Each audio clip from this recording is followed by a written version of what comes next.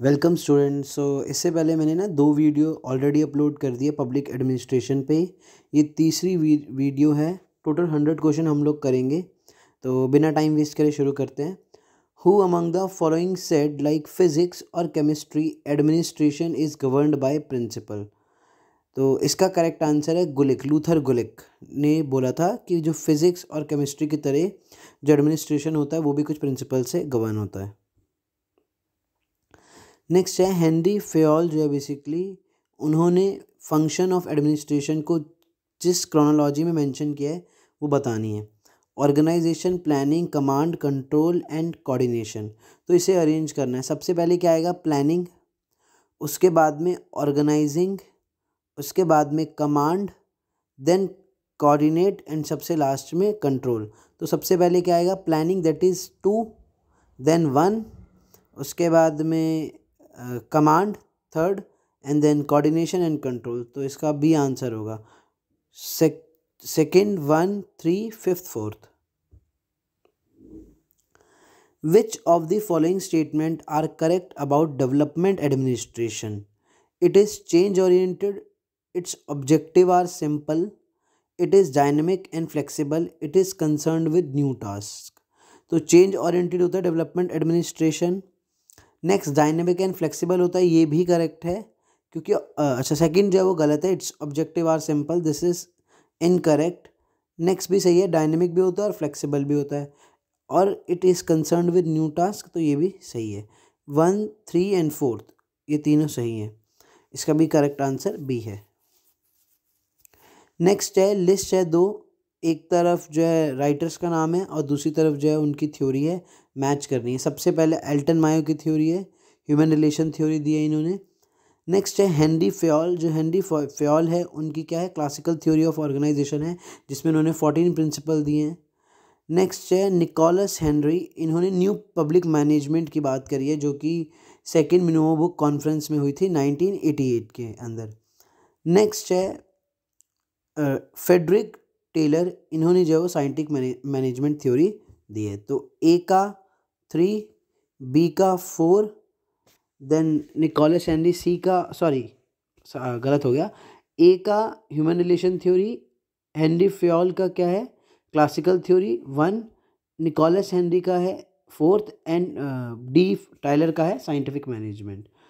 तो ए का 3 2 में है, एक ए में है और एक डी में है। नेक्स्ट है हेनरी फेयोल, दैट इज़ 1, तो ए इसका करेक्ट आंसर है।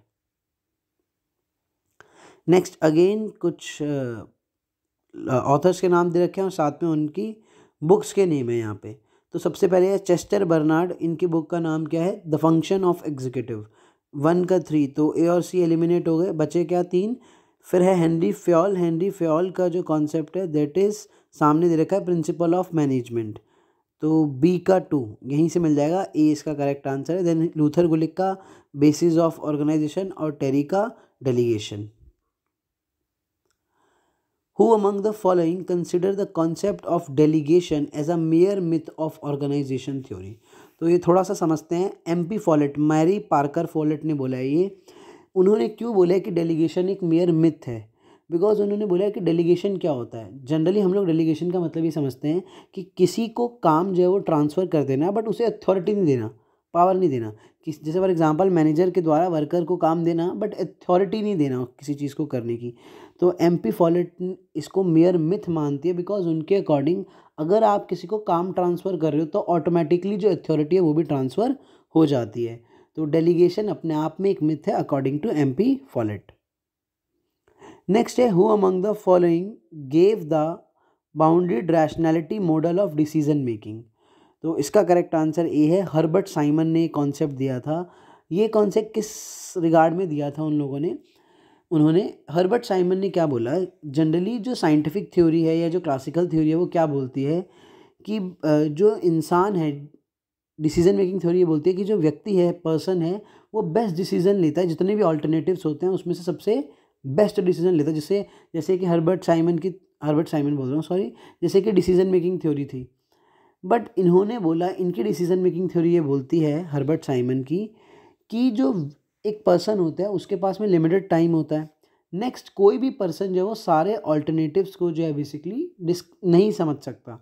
तो बिकॉज टाइम भी क्या होता है, लिमिटेड होता है, सारे ऑल्टरनेटिव्स को आप स्टडी भी नहीं कर सकते हो। इसीलिए हम लोग क्या देखते हैं कि जो भी हमारे पास अवेलेबल ऑप्शन है और जो टाइम है, जो मनी कंस्ट्रेन है, उसके अंदर बेस्ट पॉसिबल वे क्या है, इसी को ये लोग बोलते हैं bounded rationality model. Because max weber का कॉन्सेप्ट क्या होता है, rational decision making, rational decision की वो बात करते हैं। तो उसके रिगार्ड में हर्बर्ट साइमन क्या बोलते हैं, नहीं, रैशनल नहीं हो सकते, हमारी जो रैशनैलिटी है वो हमेशा क्या होती है, लिमिटेड होती है।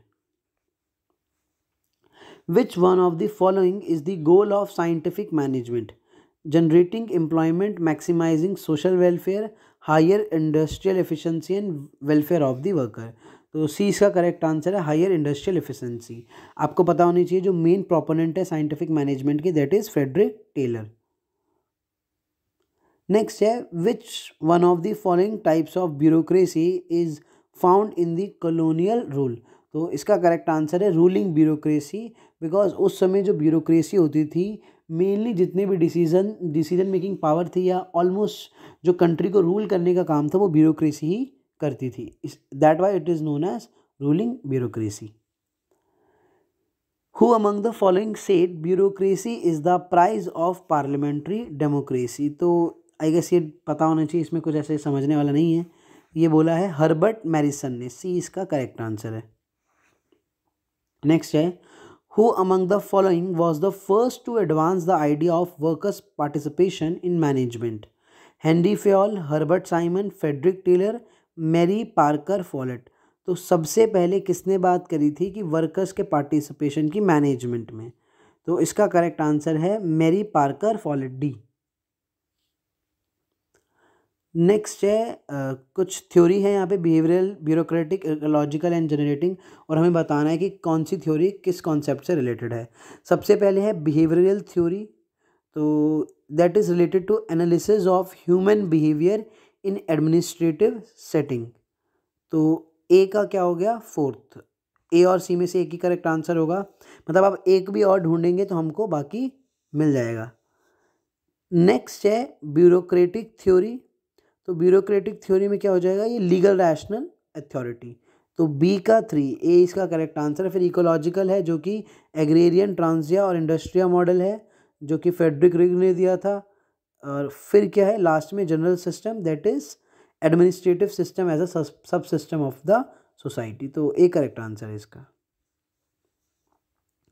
विच of the following are the feature of new public management? Contracting out, devolution of authority, focus on performance appraisal and focus on management. तो न्यू पब्लिक मैनेजमेंट जो कॉन्सेप्ट था वो 1988 में जब सेकेंड मिनोवो बुक कॉन्फ्रेंस हुई थी, तब ये जो न्यू पब्लिक मैनेजमेंट है तब उसका राइज हुआ था। तो ये किस पर फोकस करता है, चारों चीज़ों पर फोकस करता है। कॉन्ट्रैक्टिंग आउट की बात करता है, बिकॉज ये लोग प्राइवेट जो एडमिनिस्ट्रेशन है उसको भी फेवर करते हैं, कॉन्ट्रैक्ट आउट करने के लिए भी बात करते हैं, पब्लिक एडमिनिस्ट्रेशन का कॉन्ट्रैक्ट कर देना प्राइवेट को। Next, devolution of authority, it means कि ऐसा ना हो कि सेंट्रलाइजेशन ऑफ अथॉरिटी हो, तो अथॉरिटी का डिवोल्यूशन होना चाहिए। नेक्स्ट है परफॉर्मेंस अप्रेजल, तो ये एक प्राइवेट एडमिनिस्ट्रेशन में होता है कि जितना आप बेटर परफॉर्म करोगे उतना ज़्यादा आपको जो है अप्रेजल होगा।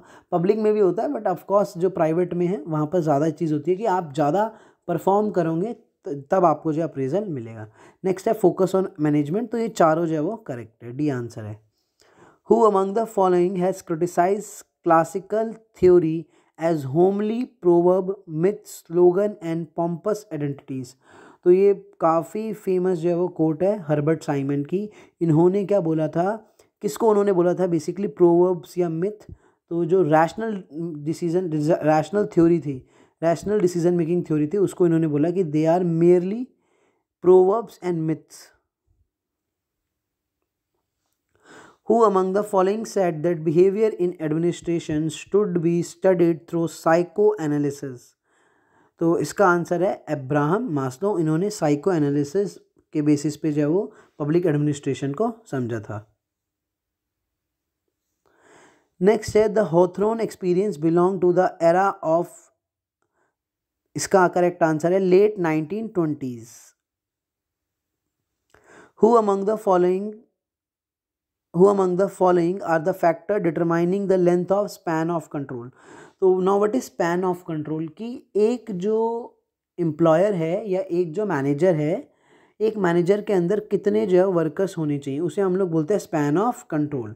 तो ऑफ कोर्स कोई कोई बोलेगा कि एक मैनेजर के अंदर जो है वो या एक सुपरवाइज़र के अंदर जो है वो 5 होने चाहिए, 4 होने चाहिए, 14 होनी चाहिए, 20 होनी चाहिए। तो ये किस किस चीज़ पे डिपेंड करता है कि कितने होने चाहिए। ऑफ कोर्स कोई ऐसी सिचुएशन होगी जिसमें एक जो सुपरवाइज़र होगा वो 14 को भी जो है ईजिली हैंडल कर पाएगा, और कोई ऐसी सिचुएशन होगी जिसमें 20 जो है बेसिकली वो भी हैंडल हो जाएंगे, और किसी में 5 भी जो है वो ज़्यादा है। तो ये सब चीज़ें किस पे डिपेंड करती है कि स्पैन ऑफ कंट्रोल की लेंथ कितनी होनी चाहिए, मतलब कितने नंबर्स होने चाहिए। पहला है age of the organization, next है पर्सनालिटी ऑफ द सुपरवाइज़र कि उसकी खुद की पर्सनालिटी कैसी है, कितने लोगों को मैनेज कर पा रहा है, कितनी पुरानी ऑर्गेनाइजेशन है। नेक्स्ट है कैलिबर ऑफ द सबॉर्डिनेट कि सबॉर्डिनेट जो है वो उनका कैलिबर कैसा है। नेक्स्ट है ऑर्गेनाइजेशनल स्ट्रक्चर। तो इसका करेक्ट आंसर है डी, चारों ही सही हैं। नेक्स्ट है यूनिटी ऑफ कमांड का मतलब क्या होता है, that the subordinate will have only one supervisor. तो पहला ही ठीक है इसका कि यूनिटी ऑफ कमांड का मतलब क्या होता है कि सिर्फ एक सुपरवाइज़र होगा और वही जो है वो सारी कमांड जो है वो देगा, मल्टीपल सुपरवाइजर्स नहीं होंगे, सिंगल ही होगा।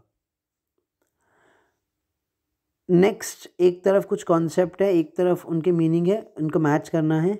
सबसे पहले है स्पैन ऑफ कंट्रोल। तो ये अभी हमने समझा कि स्पैन ऑफ कंट्रोल जो है वो क्या होता है। तो स्पैन ऑफ कंट्रोल मतलब क्या होता है, सुपरविजन कि आप सुपरवाइज करोगे तो कितने आपके अंदर जो है बेसिकली नंबर ऑफ वर्कर्स होंगे। तो what is span of control, that is supervision. Next है हेरारकी। हेरारकी क्या होती है, थ्रू प्रॉपर चैनल। मतलब फॉर एग्जांपल अगर एक ऑर्गेनाइजेशन है तो उसमें क्या होगा, जैसे प्रिंसिपल है, फिर प्रिंसिपल से डिपार्टमेंट में आएंगे, फिर डिपार्टमेंट से टीचर पे आएगा, तो इस तरह से पूरी एक हेरारकी जो है वो फॉलो होगी। नेक्स्ट है delegation, that is flow of authority. जो अभी हमने पढ़ा था, एमपी फॉलेट ने भी बोला था कि डेलीगेशन जैसा कुछ नहीं होता, बट होता क्या डेलीगेशन कि किसी को अपना काम ट्रांसफ़र कर देना और अथॉरिटी नहीं देना, that is flow of authority. Next है unity of command, that is on one single boss. जो अभी पढ़ा था लास्ट में, यूनिटी ऑफ कमांड क्या होता है कि सिंगल बॉस होगा। तो ए का जो है वो 1 हो गया, तो इसका करेक्ट आंसर है बी। नेक्स्ट असर्शन रीज़न का क्वेश्चन है। तो सबसे पहले दोनों स्टेटमेंट देखेंगे, उसके बाद देखेंगे जो फर्स्ट स्टेटमेंट है उसका रीज़न जो है वो सही दिया है या नहीं। Classical theory views organization as a formal structure of authority based on universal principle. तो ये करेक्ट है बिल्कुल स्टेटमेंट कि जो क्लासिकल थ्योरी है वो ऑर्गेनाइजेशन को एक फॉर्मल स्ट्रक्चर की तरह देखती है जो कि यूनिवर्सल प्रिंसिपल बेस्ड है। मतलब उनके अकॉर्डिंग जो प्रिंसिपल हैं वो हर जगह सेम रहते हैं। नेक्स्ट है classical theory views human beings who run an organization as mere cogs in the machine. तो ये बिल्कुल ठीक है। और जो ह्यूमन रिलेशन थ्योरी है एल्टन मायो की, उसमें एल्टन मायो ने क्लासिकल या साइंटिफिक थ्योरी है उसको क्रिटिसाइज़ भी किया है, क्या बोलकर कि वो क्या है, एक जो ह्यूमन बींग्स है उनको एक mayor cogs in the machine समझा जाता है। तो ये दोनों स्टेटमेंट सही है, बट क्या यूनिवर्सल प्रिंसिपल होते हैं एक ऑर्गेनाइजेशन के, और ये जो सेकंड स्टेटमेंट है कि वो एक ह्यूमन बींग्स को जो है basically mayor cogs in the machine समझती है, क्या ये आपस में रिलेटेड है? तो नहीं, आपस में रिलेटेड नहीं है, बट दोनों स्टेटमेंट्स जो है वो करेक्ट है। तो इसका बी आंसर होगा, both A and R are true and R is not the correct explanation of A. तो 20 क्वेश्चन जो है इसी के साथ में आज के लिए फिनिश हो गए हैं। नेक्स्ट 20 क्वेश्चन जो है वो हम नेक्स्ट क्लास में करेंगे, जो कि मैं कल अपलोड करूँगा।